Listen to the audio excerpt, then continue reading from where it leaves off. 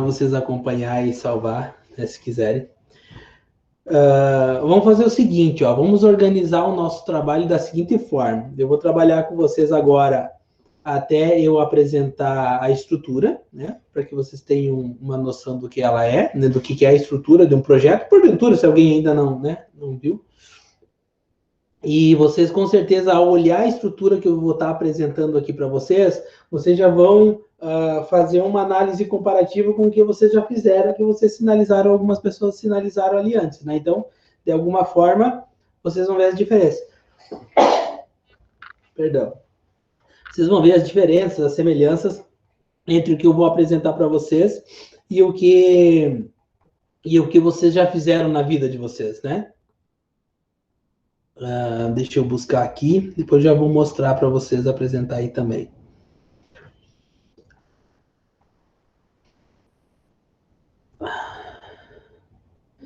E aí, bom, vamos, nesse sentido, eu queria dizer o seguinte. Sexta de noite a gente já está no tranco, né? Então, vamos lá.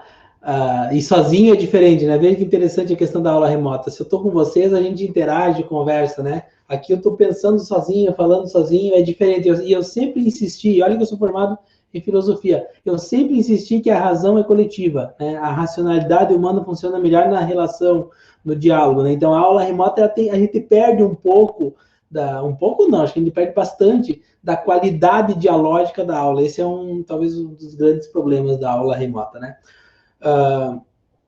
Vamos organizar o nosso final de semana. Eu vou apresentar agora para vocês finalizar essa parte mais teórica do que é o projeto e sua estrutura. Amanhã de manhã, a gente fala sobre o roteiro que nós vamos utilizar para elaborar o nosso TCC. Gastamos amanhã nisso, assim, no sentido de olhar item por item, bem devagarzinho, e olhando como é que vai se complementando, né? Seria o roteiro. E na segunda metade da manhã, porque não vai também toda a manhã para isso, né? A segunda metade da manhã, nós vamos falar da orientação, tá? Então, vai primeiro o roteiro e depois orientação. E no final da noite de hoje, depois de eu falar que agora eu não vou me demorar muito, vai durar talvez 30 minutos, 40, depois disso, eu mostro para vocês aqui o documento do formulário do Google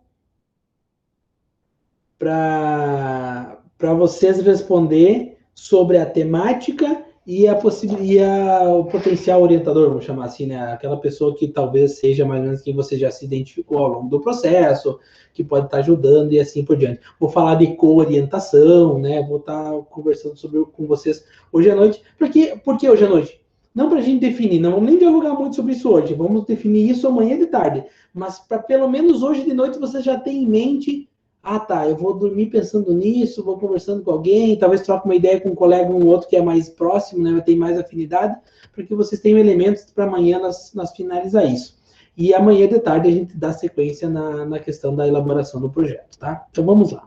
Deixa eu compartilhar com vocês aqui.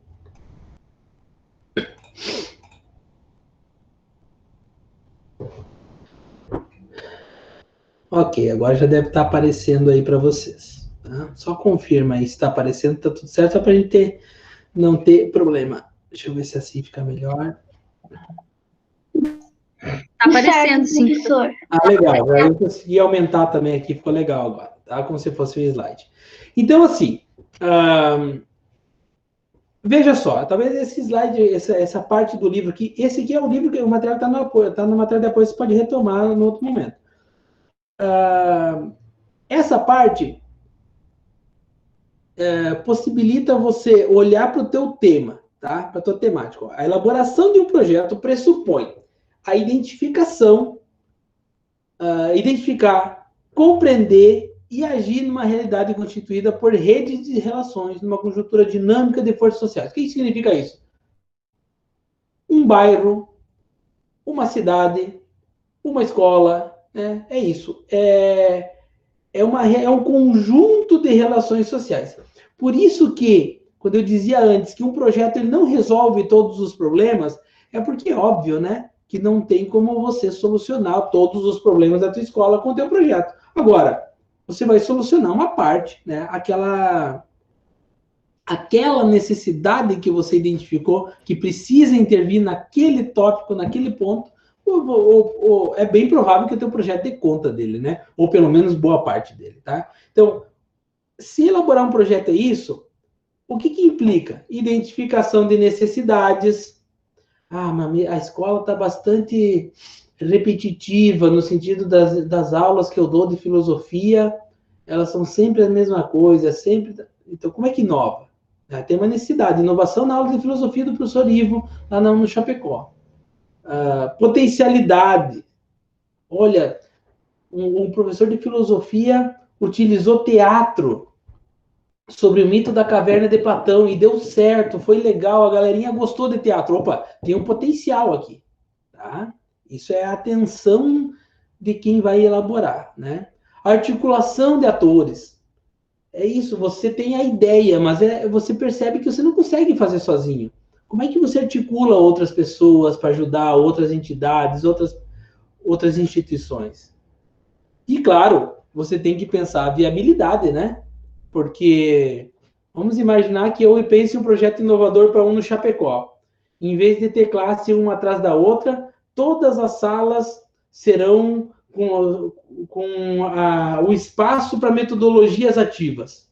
Mesas redondas, papel post-it nas salas para fazer projetos, quadro branco, quer dizer, ar-condicionado. Então, mas para aí, não tem dinheiro para isso. Ou precisa muito dinheiro para elaborar isso. Então tem que ter viabilidade. O teu projeto que você vai elaborar com o teu orientador, por mais que eu estou pedindo aqui para vocês pensar grande, não significa que tem que pensar pequeno, mas ele tem que ser grande e viável.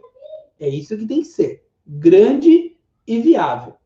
Tá? Pensa nisso como orientação para a elaboração do projeto. Tá? Ser viável.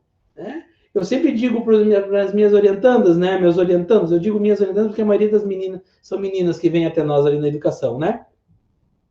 Vamos fazer um projeto que você vai pesquisar na Itália, nos Estados Unidos, Japão. É bonito? Fica lindo no papel, mas e dinheiro para viajar para todos esses países?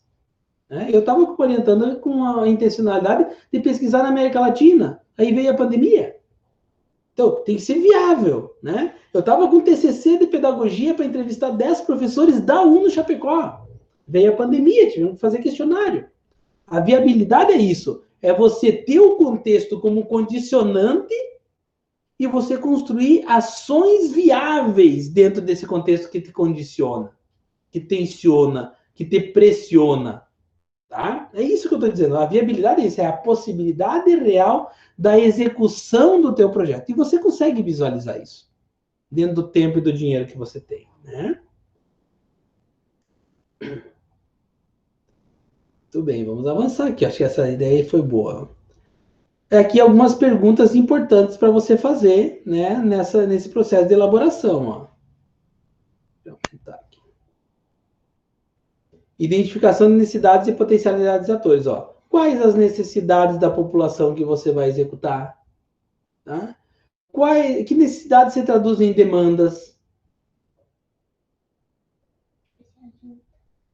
Embaixo. Quais as prioridades que esse local tem, que esses atores têm? Né? Quais as potencialidades das organizações, seja que vai executar, as parceiras? Como podem ser organizadas essas reivindicações? Né? Definição de objetivos e tudo mais. Que outros atores podem potencialmente apoiar essas ações? Quais atores se opõem ao nosso projeto? Isso que é importante. Né? Você quer inovar lá na tua escola? Beleza. E se ninguém te apoiar? E se você não tiver o apoio da gestão? Como é que você articula esses apoios necessários à execução do teu projeto? Né? Como é que você conquista esse apoio desses atores? Essa é uma questão de fundo para você pensar dentro do processo de elaboração. Né? Aqui acordo dos beneficiários, né? Não vou tocar nisso.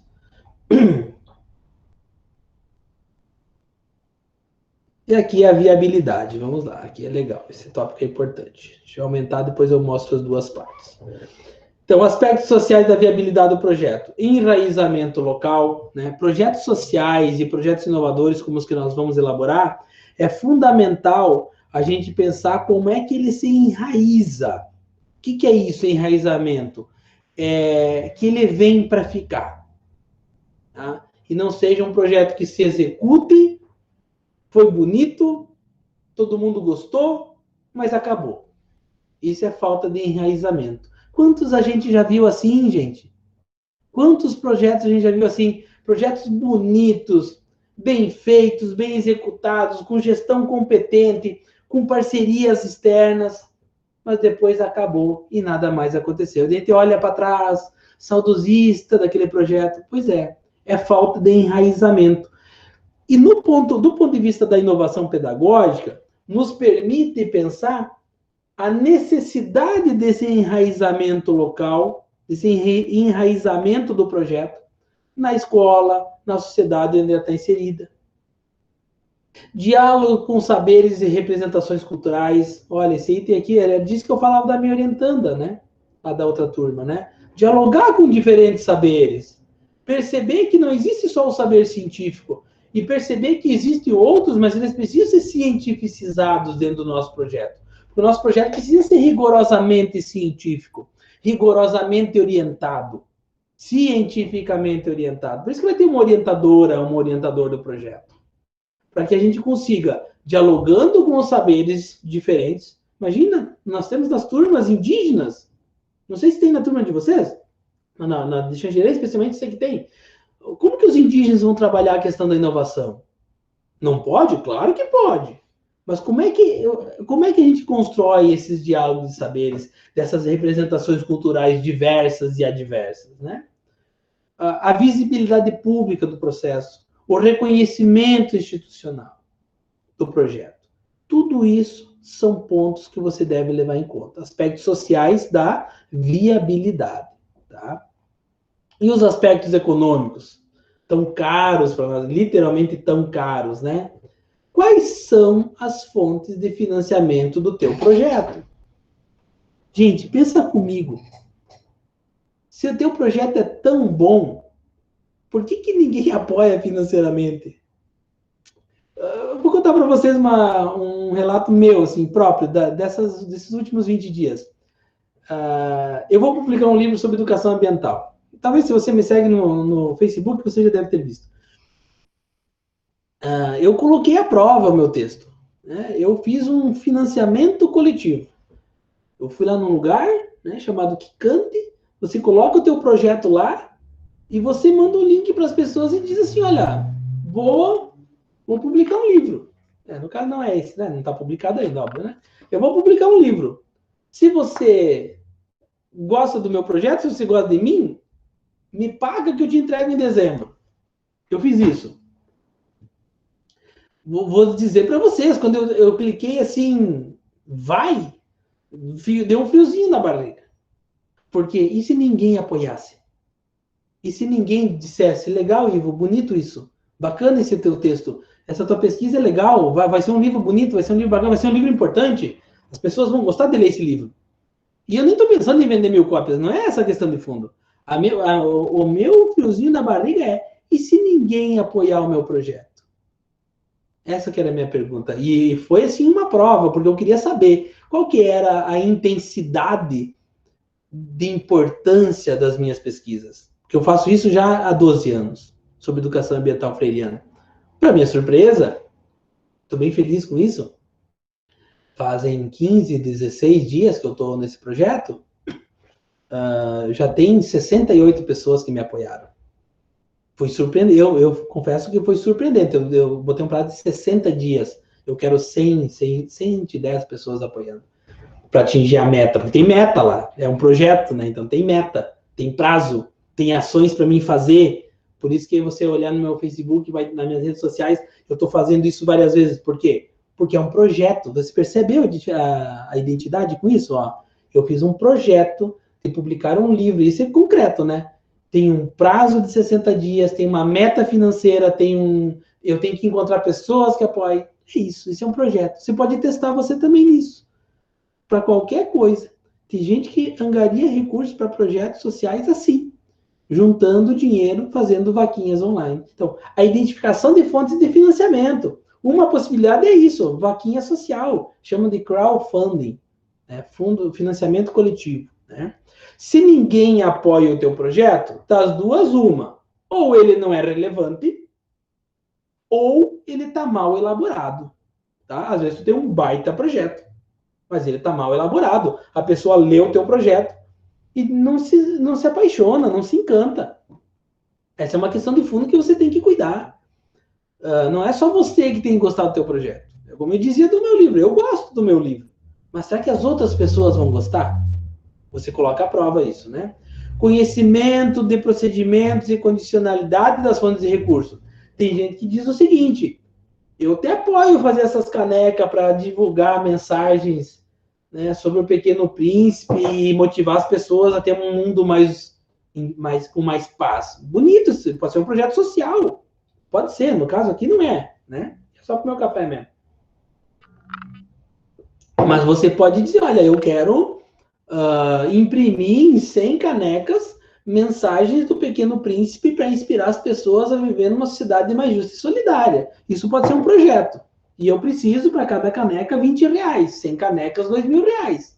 Se ninguém te apoia, a pessoa pode dizer o seguinte: olha, a intencionalidade é bonita, mas eu não entendi direito como é que ele vai distribuir essas canecas. Para quem que ele vai dar essas canecas? Se ele der essas canecas para distribuir no centro da cidade, para as pessoas que estão caminhando na rua, não faz muito sentido, entendeu? O projeto é bonito, mas ele está mal elaborado. E talvez alguém diga, olha, eu até ajudo para você imprimir essas canecas aí, mas eu quero que você, uma contrapartida, eu quero que a condicionalidade, eu quero que você distribua nas regiões da tua cidade mais violentas, que você me prove que você distribuiu lá. Isso é uma condicionalidade. Então, eu sabendo que o agente financiador, e aí serve para o teu projeto de TCC e para o projeto depois que você vai elaborar, tá? Eu sabendo que o agente financiador vai exigir de mim essa contrapartida da visibilidade da marca dele, por exemplo, no projeto, então eu vou botar o Pequeno Príncipe num lado e a marca dele no outro. Opa, daqui a pouco, em vez de 200, ele me dá 300 canecas. Esse tipo de coisa é muito importante. E a gente aprende fazendo, tá? Eu tô falando para vocês isso porque eu já fiz muito projeto. Muito, eu perdi as contas. Várias coisas, em vários temas. Talvez seja por isso, como eu estava dizendo antes, a gente vai aprendendo a fazer, que em 15 dias eu tive o resultado de 68 apoiadores. Se fosse um outro projeto de um outro jeito, com outra intencionalidade, de uma outra pessoa, talvez em 15 dias tivesse 10 pessoas apoiando. Negociação das visões, expectativas e formatos entre financiadores, financiados e beneficiários, tá? Tudo isso tem que ser levado em conta. Porque, e veja, dá um outro exemplo concreto.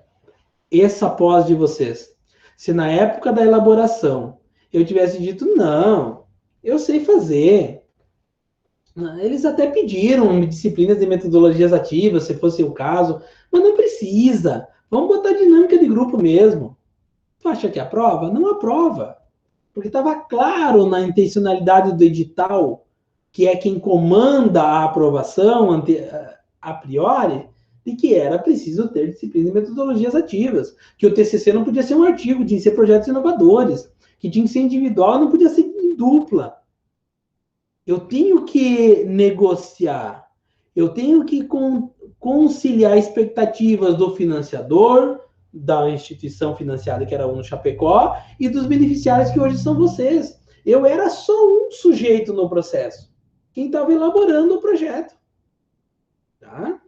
Inclusive, a UNO Chapecó já sinalizou que quer repetir essa pós aqui na Lato Sensu da UNO, a distância agora. Mesmo sem financiamento do Estado. Por quê? Porque o aproveitamento de vocês, a impressão dos professores que trabalharam na pós, da grade curricular, que junto com a Simoni, eu e mais outros colegas elaboramos, ela ficou bem feita. Portanto, vale a pena para a instituição UNO Chapecó colocar isso de volta para a comunidade, né, com uma pós-EAD, porque está bem elaborado. Então, a elaboração do projeto implica em fazer bem feito, não é só preencher o esqueleto. Por isso que eu falei, eu não tenho medo de roteiro. Eu não tenho problema com esses guias. O meu problema é o preenchimento dele. Essa é a questão de fundo. E aí as indicações de possibilidade da continuidade, né, do projeto. Você não pode deixar a intenção ou a aparência que o teu projeto ele dura 6 meses, 1 ano e depois não precisa mais ser feito. Pelo contrário, é que nem quando a gente termina o nosso TCC, a nossa dissertação, o nosso mestrado. A gente tem que escrever no último parágrafo que a gente vê que toda aquela pesquisa que você está encerrando ali, você vê perspectiva de trabalhar o resto da vida com aquele tema. É isso que é. Indicações de possibilidade de continuidade. Bom, eu comecei com as canecas, agora eu vou fazer boné, vou fazer camiseta, vou fazer bottom, vou fazer chaveiro, porque eu estou comprometido com o tema da paz na sociedade. E eu não vou parar nesse projeto. Esse aqui é o começo para mim fazer outro. Você percebe como você engancha uma coisa na outra e aí o teu projeto ganha potencialidade. Ele se empodera, ele ganha valor. E aí o preço não importa. Agora, se ele não tem valor, se ele só quer dinheiro para gastar em caneca, ninguém vai te apoiar. Tá? Essa é uma questão bem importante. Eu já vi muitos elaboradores de projeto que elaboravam bem, e assim, ó, gente, é batata. É só fazer o projeto e aprovar. Tá? E aqui esse aqui é muito legal. Gosto muito dessa planilha aqui. Deixa eu aumentar um pouquinho para vocês verem. Olha que legal isso aqui, gente. Isso aqui você tem que ter em mente quando você vai conversar com o teu orientador, tá? Quando você vai hoje de noite dormir inquieto com tudo que eu estou dizendo para vocês, você tem que ter isso em mente. Olha só. Passado, presente e futuro. Primeiro, só o ser humano que percebe isso, né? Os animais, as plantas não percebem. Essa tridimensionalidade do tempo nos permite projetar. Nos permite olhar para trás e projetar, tá? Vou dar uma dica para vocês. O professor Marcelo Gleiser, no YouTube, está fazendo uma série de vídeos chamado Física para Poetas. Entra no YouTube, bota Marcelo Gleiser, Física para Poetas, se inscreve no canal dele, ele está falando sobre o tempo. É fantástico. Fantástico. Tem vídeo de 10 minutos, 15 minutos, de 1 hora. Você escolhe. Entender o que é o tempo nos ajuda a compreender melhor a realidade. Tá? Porque tempo e espaço se dialetizam, né? Nesse sentido. Ele, claro, está fazendo aulas a partir da teoria do Einstein, mas é bem legal assistir, ele é muito didático. Só para você lembrar, isso é uma dica, tá? Era um parênteses, para fechar o parênteses. Bueno, presente. No presente, vou começar pelo meio ali, ó. No presente, eu tenho o contexto concreto, e esse contexto concreto me apresenta oportunidades, tá? Me apresenta 10 oportunidades. 20. Bom, o que eu faço com elas? Eu priorizo algumas. Eu não consigo fazer tudo. Eu gostaria de ser professor na UNO, ter uma outra função de manhã, outra de tarde, ganhar o dobro que eu ganho, o triplo que eu ganho. Eu gostaria, mas eu não ia dar conta.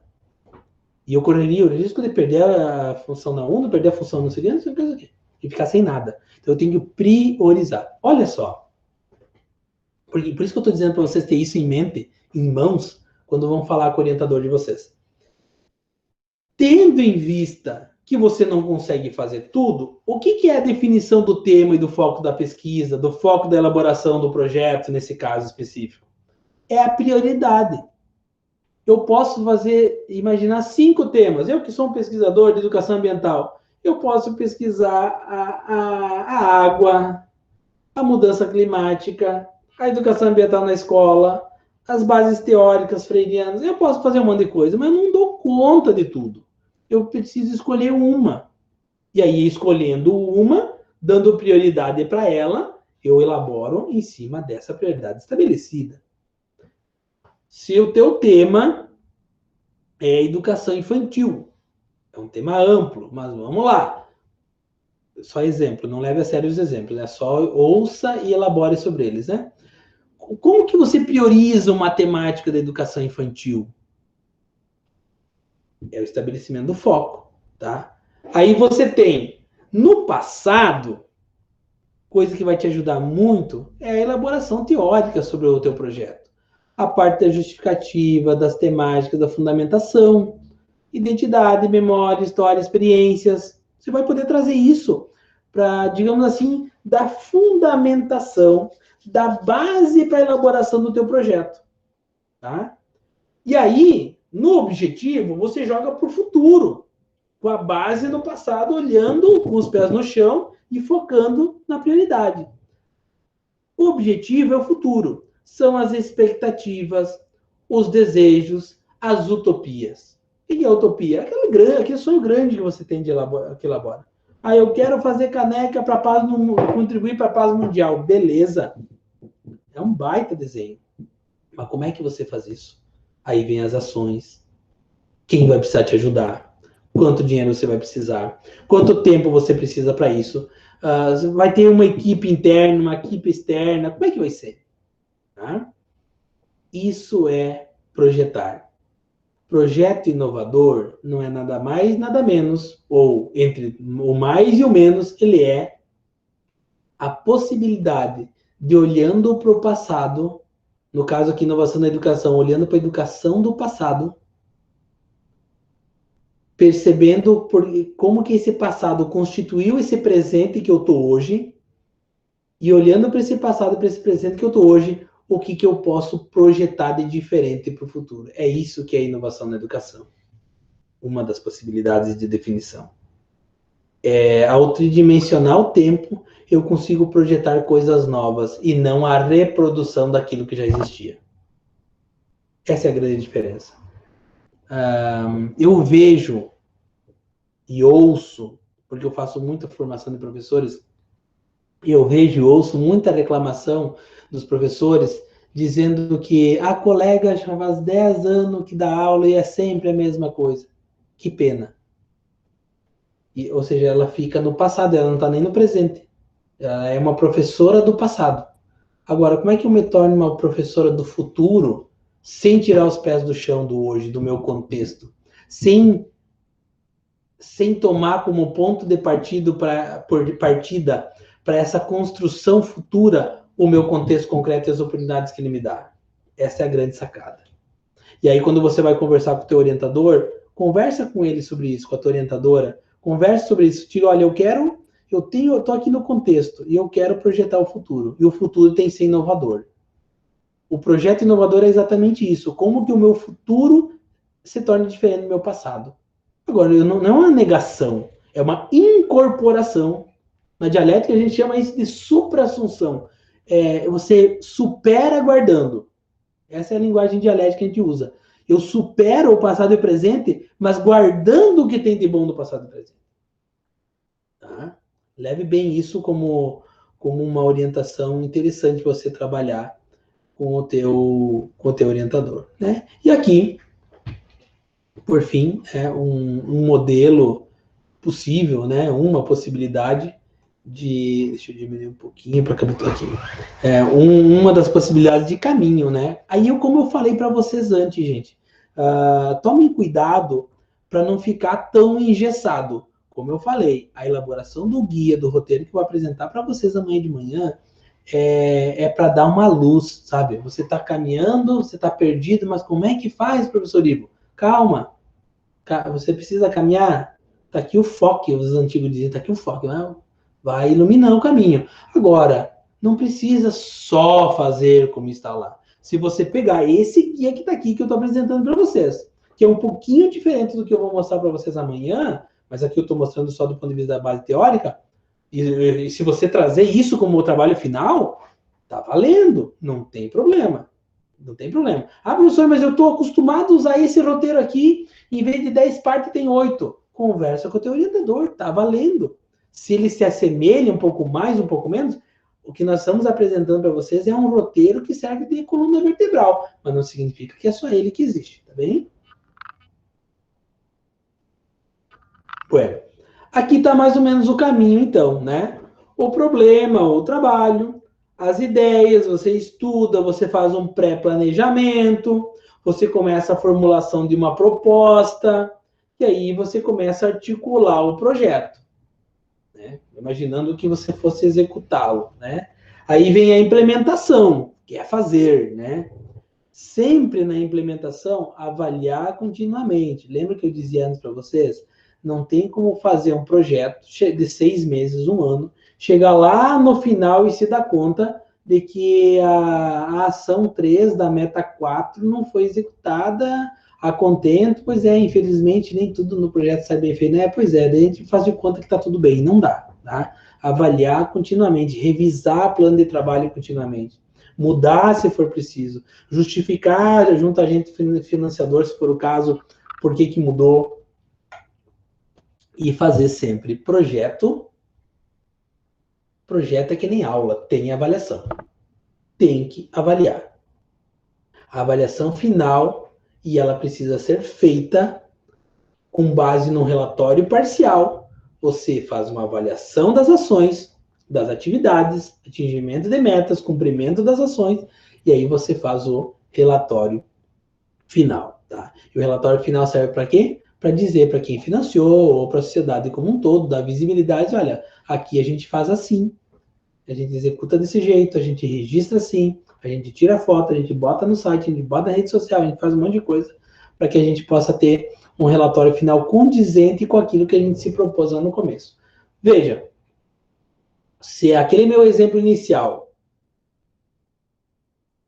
de dar aula às 7 horas em São Lourenço for verdade, então eu não posso, como voltar para no Chapecó no dia seguinte e dizer, pois é, não deu, eu não consegui chegar a tempo, acabei chegando 8, 8h30 tal, e alguém olha para mim e diz, ah, tá tudo bem, professor Ivo, o importante é que você foi. Não, se a aula é às 7, é às 7.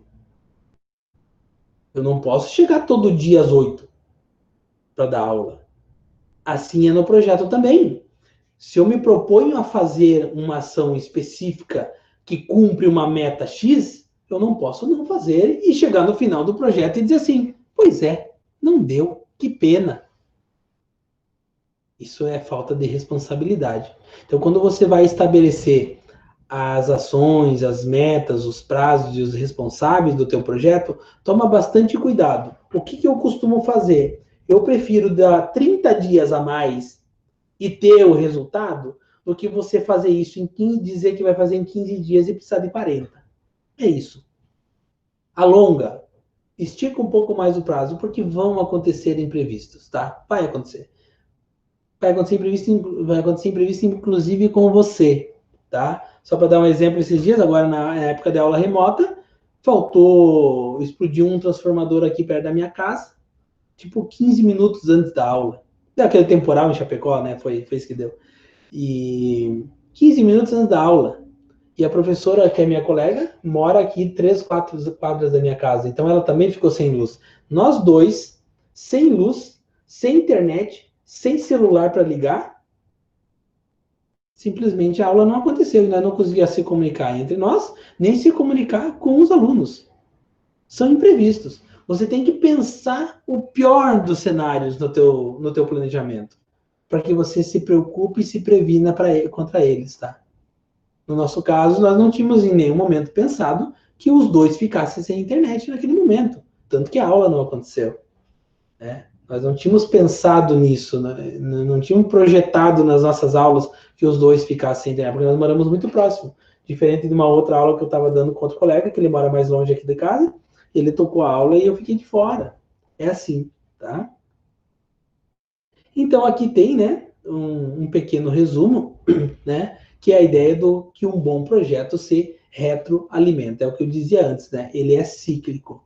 Ele não começa e termina, ele começa, termina e continua, tá? Então, a conquista dos objetivos e a conclusão do projeto indicam um recomeço da intervenção, ou de num outro local, da replicação, do avanço e assim por diante. A gente começa de novo.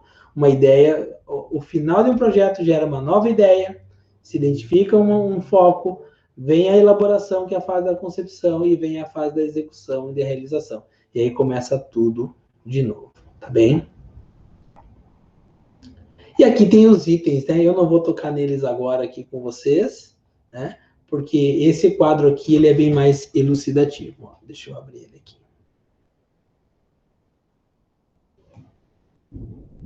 tá? Assim, olha só, esse é o ponto central da nossa noite hoje aqui, tá?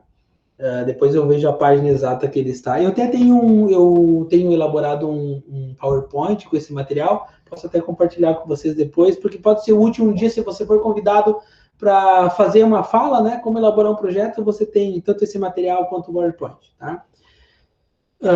Disso aqui, essa página especial, nossa, está vindo um temporal grande, está trovejando, muito forte.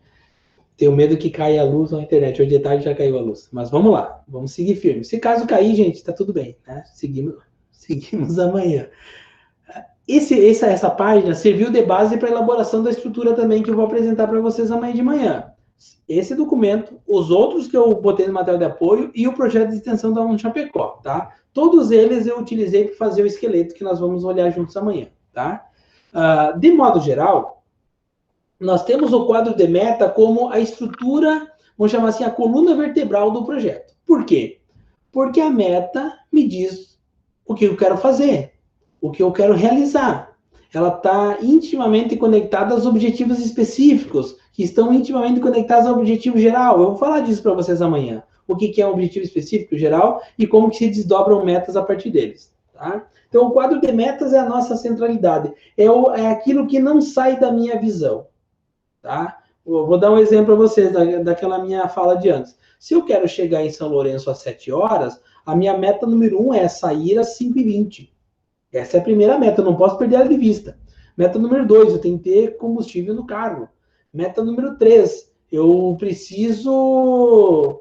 Porque como eu estou pensando naquela paradinha para comer o pastel no meio do caminho, talvez eu precise sair 5h10, então. E essas metas, elas precisam ser bem específicas e atingíveis. Tá? E aí, no entorno delas, vem, vamos dizer assim, as demais partes do projeto. Vejam que aqui na capa e na apresentação da organização, aqui a organização é imaginando qual entidade você participa, você faz parte, e por isso é a entidade que, digamos assim, onde vai ser executado ou que vai executar o projeto. Né? Então, vem uma capa e uma apresentação da tua organização. Esse é um primeiro modelo. Seriam, digamos assim, as partes pré-textuais que a gente chama no projeto de pesquisa, né? Depois, embaixo, vem o contexto. Lembre-se, é do contexto no presente, tempo presente e o contexto concreto que eu estou inserido que emana o problema, tá? Daí vem a justificativa, né? Amanhã eu vou falar cada uma dessas partes em separado, tá? A justificativa é por que eu tenho que executar esse projeto? Por que esse projeto é importante? É o porquê, tá? Por que eu devo apoiar financeiramente o teu projeto? Está na justificativa, tá? E essa justificativa, então, sinaliza, né, aponta para os objetivos. O geral, de modo geral, apenas um, e os específicos, que são geralmente 2, 3, podendo ser até 4. Não muito, por quê? Não muitos, por quê? Porque quanto mais objetivos específicos, mais metas eu vou ter no projeto. E, portanto, quanto mais metas eu vou ter no projeto, mais ações eu vou precisar executar. Mais atividades eu vou precisar fazer. Então, cuidado.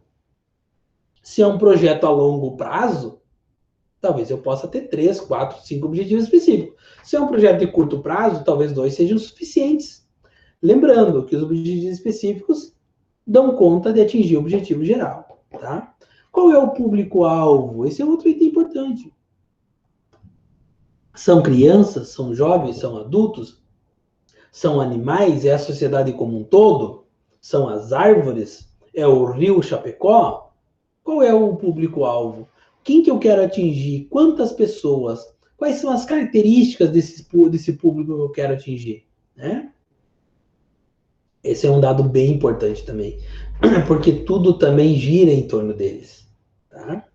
Metodologia, como que eu vou executar? A metodologia, o público-alvo é quem? Né? A metodologia é o como eu vou fazer. Né? Eu vou fazer seminários, eu vou precisar seminários, vou fazer oficinas, vou fazer palestra, vai ser online, vai ser presencial. Como que você vai fazer isso? Tá? Quais são as ações que você vai executar?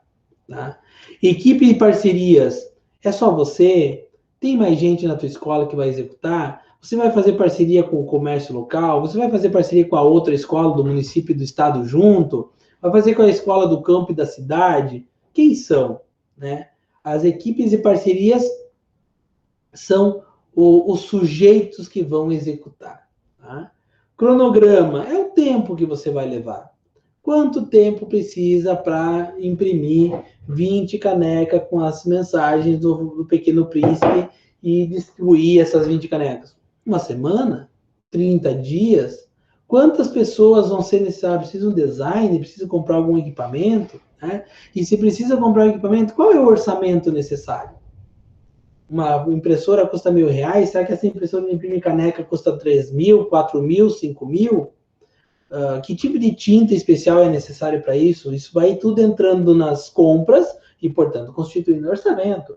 Quantas pessoas vão estar envolvidas? Tem que pagar salário? É trabalho voluntário? É contrapartida? Tá? Tudo isso está englobado dentro do orçamento. E aí, depois disso, novamente separando aqui a parte do projeto, vem os anexos. Como que você vai... Que documentos você apresenta aqui no anexos? Você falou lá no contexto do projeto, na justificativa, que a tua instituição ganhou o prêmio de ONG mais transparente e sustentável da tua cidade. Bota no anexo esse prêmio, tira uma foto. Se for um diploma, bota esse diploma lá.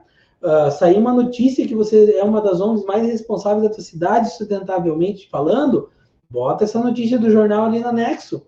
Todos os anexos precisam estar fundamentando as tuas afirmações lá no contexto e na justificativa. Quando você contou a história da tua organização na apresentação, coloca talvez o estatuto social da instituição, demonstra que ele realmente existe, o cartão do CNPJ, tudo isso faz diferença, tá? Avaliação, como que vai ser feito a avaliação do processo? Avaliação, comunicação, registro, sistematização, né? Para o relatório final. Tudo vai aparecer aqui, né? E aí um resumo, né? No nosso esqueleto, eu peguei esse resumo e coloquei lá no começo, tá? Para que a gente possa ter já de saída, como se fosse um artigo científico, né? Já de saída eu tenho uma visão panorâmica do que vem à frente. Então eu mudei o resumo de lugar, tá bom? Essa é a estrutura. E depois vem, né? Daí, obviamente, vem os aspectos mais operacionais mesmo, né? Que é organizar o quadro de metas como coração das outras partes, tá bem? E aí tem modelo de capa e tudo mais, tá bom? Isso aqui eu não vou falar com vocês hoje, falar com vocês amanhã, tá bem? Muito bem. Só um minutinho, deixa eu ver. Fala, filho. Eu tava temporando que eu tinha que fazer da tomate. Tá bem, o pai já vai estar terminando aqui. Gente, tá vindo um temporal muito feio aqui em Chapecó. Tá relampeando e trovejando. Tá horrível. Mas vamos lá, em 10 minutos aqui a gente vai finalizando, tá? Professor? Fala, Nelly. Eu tô preocupado com a internet, porque o texto tá muito feio aqui. Não sei como é que tá aí. É justamente para falar sobre isso. Você sabe que foi notícia agora há pouco do jornal, teve uma região de Santa Catarina duramente castigada hoje à tarde, né? Olha. A região aqui de Água Doce, Bicaré, nossa, vendaval, tornado, granizo. Precisa ver o que confusão fez por ali, viu? Então, se previna, porque se o tempo está feio, é capaz de vir alguma coisa também para nós aqui. E ontem à noite já deu também no Jornal Nacional, inclusive, né, que Passo Fundo e Chapecó eram duas áreas de passada de tornado no dia de hoje. Me surpreendeu, inclusive, pela parte da manhã, que o dia estava muito limpo aqui, né, e aí à tarde ficou bem feio mesmo. Mas assim, só para nós encaminhar essa parte final aqui, tá? Uhum. Gente, o que eu quero... Amanhã de manhã, então, eu vou detalhar essas questões com vocês. O que nós podemos fazer hoje à noite ainda aqui nos últimos minutos? Eu vou colocar aqui no chat e depois coloco também lá no grupo do WhatsApp, que você clica e vai.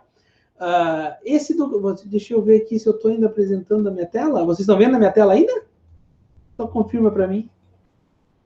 Não, professor, estamos vendo o senhor. Desculpa, eu parei de compartilhar aqui, então.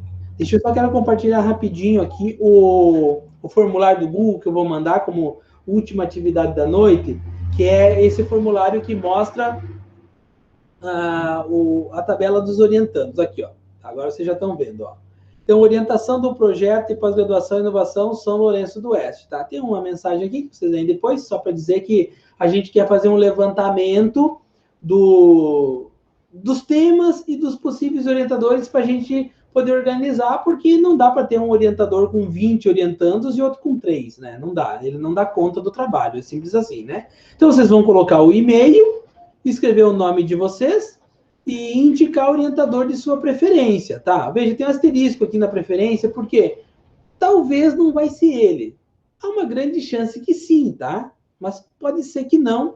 Como eu disse, dependendo se todo mundo quer ser orientado pela professora Andréia Marocco, não dá, né? Ela vai ter um limite de orientações ali, tá? Então, você vai clicar aqui na Andréia Marocco, na professora Zambarda, na professora Cláudia, no professor Elcio, no professor Ivo, na prof. Marinilce, no Rodrigo, que ainda não deu aula para vocês, mas trabalha muito essa questão da inovação, na prof. Solange, na Valéria, e está faltando aqui na lista o professor Odilon, que vai dar aula para vocês também. Deixa eu até, vou colocar ele aqui já. E o Ivânio está ali na lista, professor? Ele não está porque ele não é da universidade, né? Mas ele foi professor do curso? É verdade. Eu vou atualizar depois aqui, tá? Adicionar aqui... Aqui, opção 11. Deixa eu botar aqui. Odilon. Mas eu acho, Nelly, que ele não pode ser orientador, ele só pode ser co-orientador. Mas vamos colocar aqui. Vamos colocar. Eu pedi para ele disse que não, que ele ia estar vendo com você. Comigo? Se você iria... Hã? Ele me perguntou, a verdade, ele me perguntou. Porque eu falei que eu queria alguma coisa relacionada à gamificação. E daí ele disse que não ia orientar, mas que ele ia ver contigo. Tudo bem, no limite pode ser co-orientador, a gente pode pensar e ver isso, como é que resolve, e aí a gente se ajuda, não tem problema. E aqui no final, temática que pretende pesquisar, e aí você coloca, né, a temática, coloca uma palavra, 2, 3, só para a gente ter uma noção, para que depois a gente possa reunir vocês por temáticas, tá? E aí daqui a pouco, assim, como nós estamos falando, o Dilon trabalha muito essa questão da inovação, então talvez os orientandos que falou, eu quero trabalhar a questão de inovação pedagógica na escola, mas colocou a prof. Andréia. Não, a prof. Andréia vai trabalhar metodologias ativas. Então, é nessa hora que talvez vai haver uma troca de orientação. Mas fiquem tranquilos, a princípio, só respondam e depois a gente conversa caso a caso, tentando deixar da melhor forma possível para vocês e também para os orientadores. Daí depois eu vou ter acesso aqui, vou compartilhar inclusive com a Nelly depois, a gente vai ter acesso às respostas. Ó, como ninguém respondeu, então a gente não tem nenhum. Deixa eu enviar aqui para vocês, ó. Eu vou fazer isso agora, venho aqui no link, clico ali, curto, copiar e coloco aqui no chat agora e depois eu mando também. Né? Então vocês respondam esse formulário depois que nossa aula terminar, não agora, né? Respondam esse formulário para a gente ter noção, mais ou menos, de quem vai orientar quem e quais são as temáticas relativas à orientação de vocês, tá bem? Para que a gente possa saber também se a gente dá conta. Porventura, pode haver uma troca até de temática, mas não pensem nisso agora. Agora, somente respondam o formulário, ok? Alguma dúvida, pessoal? Se tem alguma dúvida sobre o que eu falei até agora, sobre esse formulário? Porque de amanhã de manhã a gente trata exatamente mas eu queria professor Ivânio. Depois a gente vê isso, bem tranquilo, tá? Já vamos averiguando. Mas daí a gente responde esses casos mais específicos amanhã de manhã. Queria ver se vocês tinham alguma dúvida agora em relação ao que eu trabalhei hoje à noite aqui com vocês. Daí a gente podia dialogar um pouco sobre isso também, se for o caso.